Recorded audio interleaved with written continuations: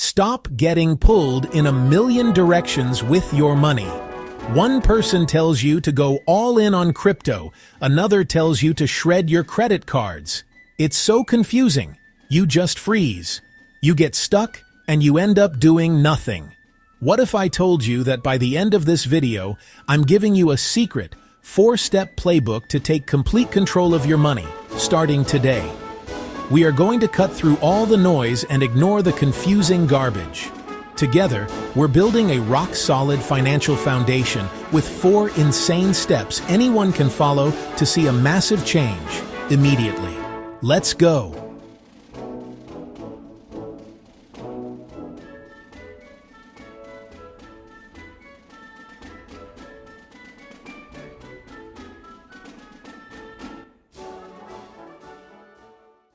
Before we dive in, forget everything you've ever heard about the word budget.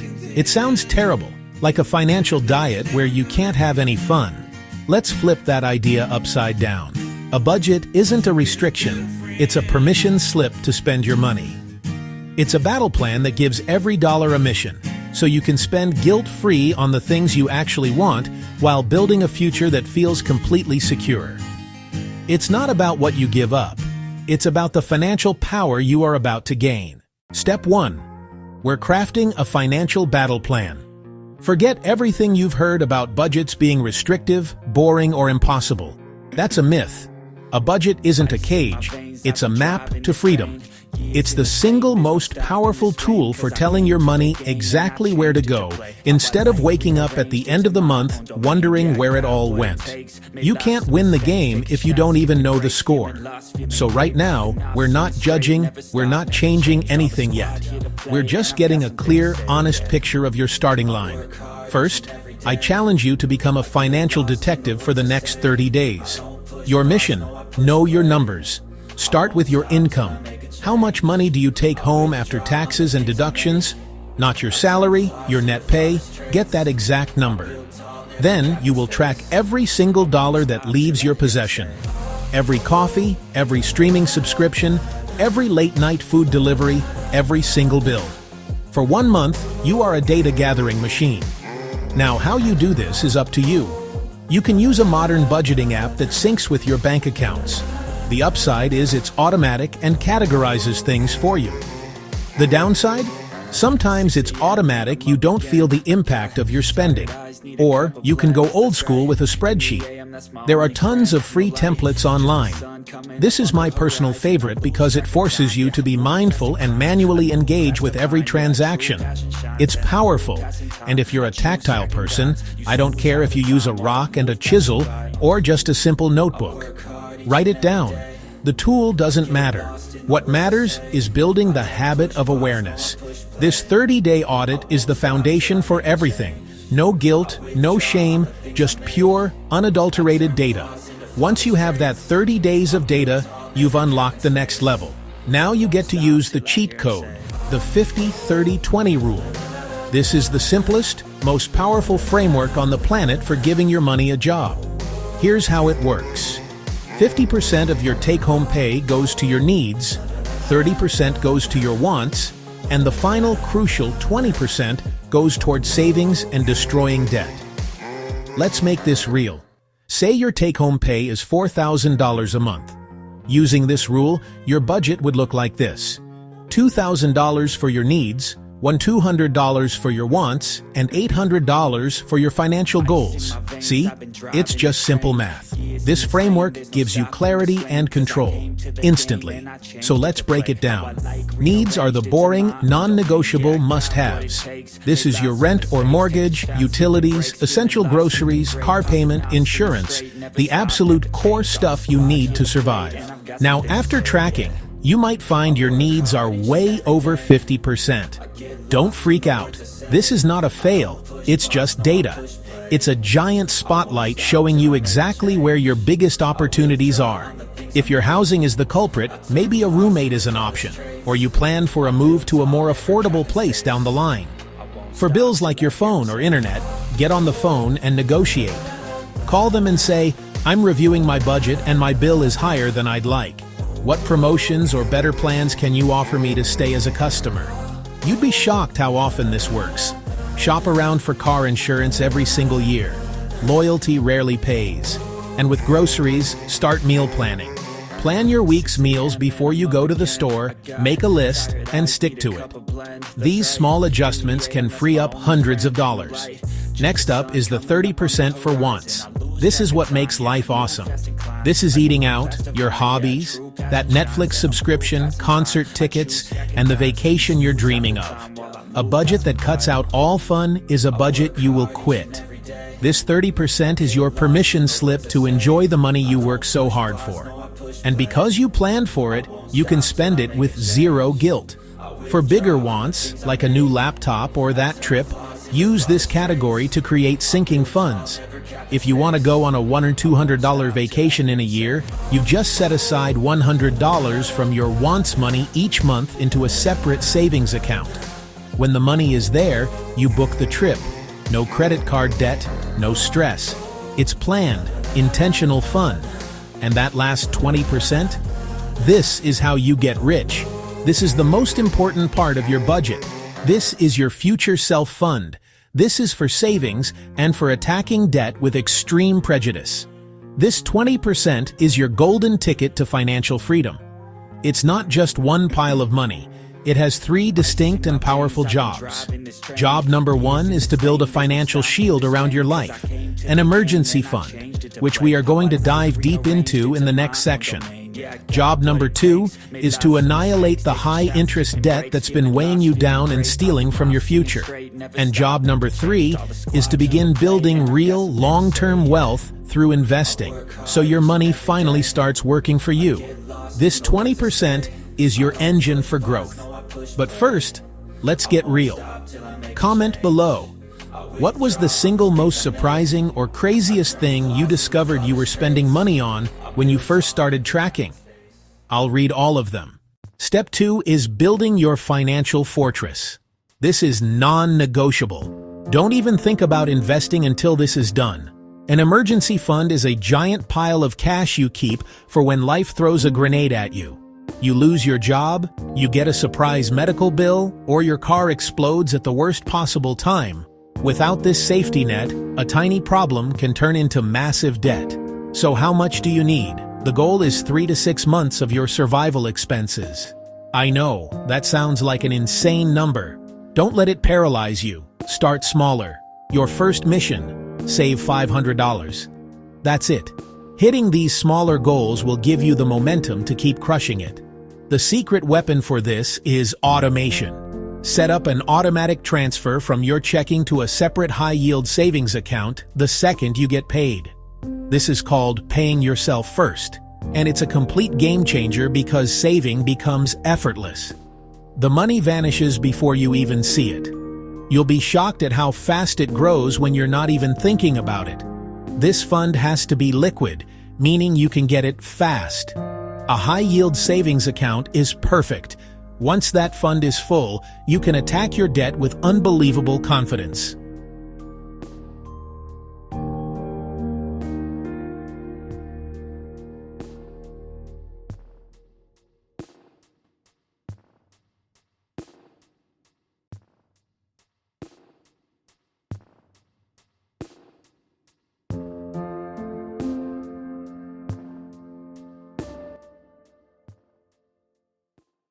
Hey, if you're finding this helpful and you're already feeling more powerful, do me a favor and destroy that like button. It makes a huge difference and tells me you want more videos just like this one. Step 3. Let's declare war on your high-interest debt. This isn't just a line item on your budget. It's an active threat to your financial future.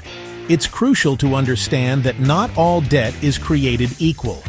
There's good debt, like a mortgage, which is an investment in an asset that can grow in value.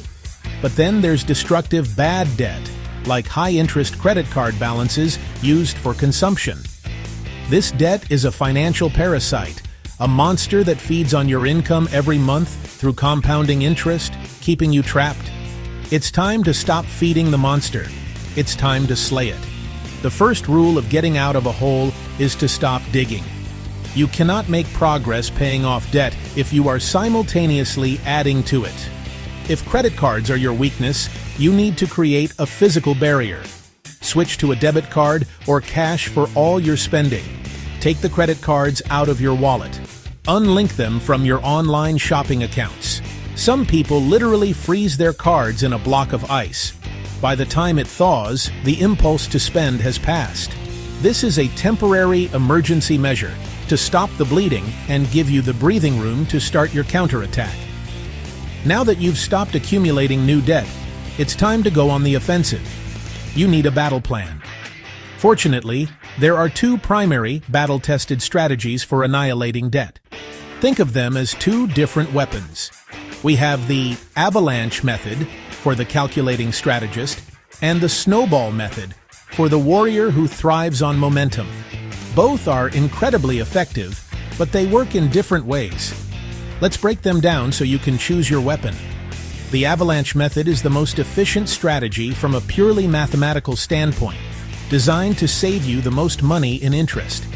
Here's how it works. List all your debts by their interest rate, from highest to lowest. You continue to make the minimum required payments on all of them, but every single extra dollar you have gets thrown at the debt with the absolute highest interest rate.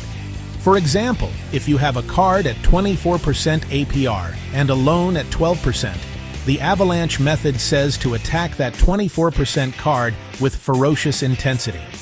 Why? Because it's costing you the most money every day. Once it's gone, you take the entire amount you were paying on it and redirect that financial fire hose onto the next highest interest rate debt. This method is for the person motivated by optimization. Now for the other side of the coin, the Snowball method. This strategy isn't about math, it's about pure psychology and momentum. With this method, you list your debts from the smallest balance to the largest, ignoring interest rates. You make minimum payments on everything, but focus all your extra money on that single smallest debt. Because it's the smallest, you'll pay it off relatively quickly, giving you a massive psychological win. You've proven to yourself that you can do it. That feeling is powerful. Then, you take the money you were paying on that now-gone debt, its minimum payment plus all the extra cash, and you roll it all onto the next smallest debt. Your payment amount has now snowballed into a larger, more powerful force, growing bigger and bigger as you knock out each debt. This method is perfect for anyone who needs those quick wins to stay motivated. Before you charge into battle, let's cover some advanced tactics. You might see offers for 0% balance transfer cards. These can be a powerful tool, moving a high-interest balance to a new card and giving you a temporary ceasefire from interest. But be warned, this is a trap for the undisciplined. Many people transfer the balance, then start spending on the old, now empty card, or they fail to pay it off before the 0% period ends. Another tactic? Just ask for a better rate. Call your credit card company and ask for an interest rate reduction. A 5-minute call could save you hundreds. The worst they can say is no. So, after all that, the ultimate question: Avalanche or Snowball? The answer is simple. The best plan is the one you will actually stick with. A plan you follow is infinitely better than a perfect plan you abandon. Be honest with yourself. Are you a numbers person who gets fired up by optimization? Go Avalanche. Do you need those quick wins to stay in the fight? Go Snowball. There is no wrong choice. The only mistake is inaction. As you commit to your strategy, your credit utilization ratio will drop, which is a huge factor in your credit score. As your balances decrease, your score will climb, unlocking better interest rates in the future.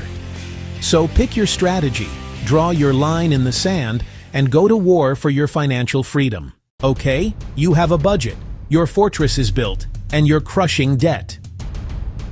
You've unlocked the final level, investing. This is where you go from playing defense to playing offense and start making your money work for you. This isn't about gambling or getting rich quick. It's about systematically building long-term wealth and achieving true financial freedom. Your primary superpower in this level is a force so powerful, Einstein supposedly called it the eighth wonder of the world, compound interest. Simply put, it's the magic of your returns earning their own returns. Think of it like a snowball rolling downhill. It starts small, but it picks up more snow, getting bigger and faster. Your money does the same thing. Your initial investment earns a return. The next year you earn a return on your initial money, the return from the first year. It's a money explosion over time. The only secret ingredient is time. The earlier you start, the more time your money has to grow. Someone who starts investing at 25 could end up with hundreds of thousands more than someone who starts at 35, even if they invest the same amount. That decade is your most powerful advantage. So, where do you begin? For most people, the easiest place to start is at your job with a 401k. If your company offers a match, it is the single best return on your money you will ever get. A common match is 50% of your contributions up to 6% of your salary. This means if you put in 6% of your paycheck, they add an extra 3% for free. It's an instant 50% return. You put money in, and they give you free money. If you are not contributing enough to get the full company match, you are literally lighting free cash on fire.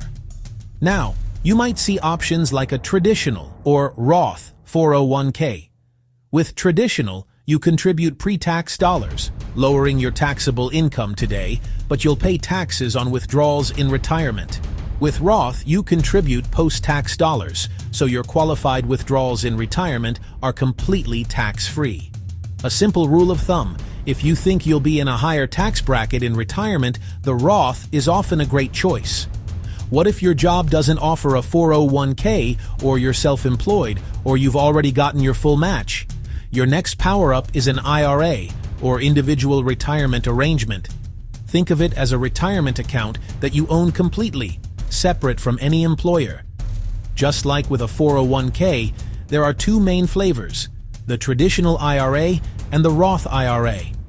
They work the same way. Traditional is pre-tax contributions and taxed withdrawals, while the Roth IRA is post-tax contributions and tax-free withdrawals. The Roth IRA is incredibly popular because all that growth, all that compound interest can be withdrawn completely tax-free in retirement. It's a fantastic tool for every investor. Finally, what about goals that aren't retirement, like a house down payment in 5 years?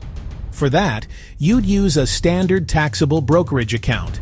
This is an investment account with no special tax breaks, but also no restrictions.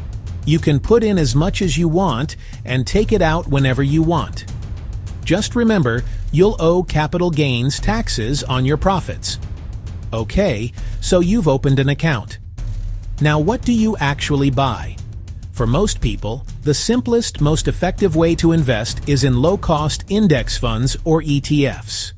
An ETF, or exchange-traded fund, is like buying a pre-packaged bundle of hundreds of stocks in one click. You buy one share of an S&P 500 ETF, and boom, you own a tiny piece of the 500 biggest companies in the US. It's instant diversification, meaning all your eggs aren't in one basket. But here's a critical detail. Pay attention to the expense ratio. This is a small annual fee the fund charges. Your goal is to find funds with the lowest expense ratios possible, ideally under 0.1%. A 1% fee might sound small, but over decades, it can devour a huge portion of your returns compared to a low-cost fund. You don't need a ton of cash to start. You can literally start with a few dollars. The most important thing isn't how much you start with, it's that you start and you are consistent.